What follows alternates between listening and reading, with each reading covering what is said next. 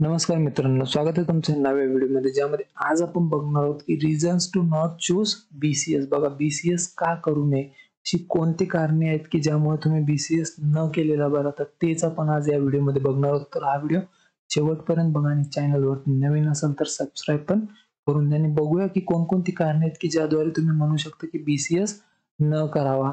तर बघा, तसं जर बघितलं तर बीसीएस हा एक खूप चांगला जो कोर्स आहे. त्यामध्ये जर तुम्हाला आयटी मध्ये करिअर करायचं असेल तर बीसीएस ही एक उत्तम पर्याय आहे.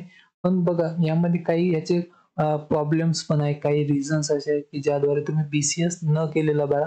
त्यामध्ये सगळ्यात पहिला जो प्रॉब्लेम आहे, जे कारण आहे, ते आहे कोर्सची इंटेन्सिटी आणि वर्कलोड. बघा, हे जर तुम्ही बीसीएस करत असाल तर त्यामध्ये तुम्हाला खूप जास्त जे प्रॉब्लेम सॉल्विंग स्किल पाहिजे. त्या परत सोबत तुम्हाला जे थेरिकल सब्जेक्ट असते, त्यानंतर प्रॅक्टिकल सब्जेक्ट असतात, परत वरून असाइनमेंट्स असतात, परत प्रोजेक्ट्स असेल, सबमिशन असेल, या खूप साऱ्या गोष्टी तुम्हाला इथे कराव्या लागतात. जो वर्कलोड असतो तो खूप असतो. जर तो हँडल तुम्ही करू शकत असाल तरच बीसीएस ला जा, नाही तर तुम्हाला जर हँडल होणार नसेल तर तुम्ही बीसीएस न केलेला बरा.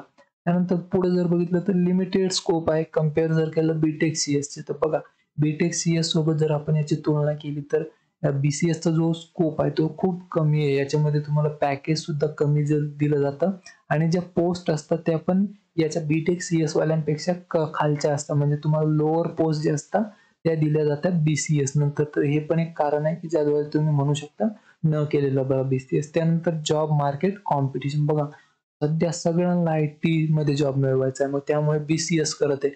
मग यामुळे राडा हा झालाय की प्लेसमेंट मिळत नाही कुणाला.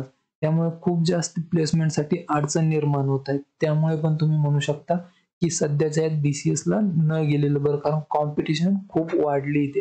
तर ही काही कारण होती की ज्याने तुम्ही ठरवू शकता की बीसीएस न करणंच योग्य आहे. त्यामुळे आणि याच्या रिलेटेड जर तुम्हाला आणखी काही माहिती हवी असेल तर तुम्ही कमेंटमध्ये मला विचारू शकता. तिथे पण मी तुम्हाला नेहमी रिप्लाय करत असतो.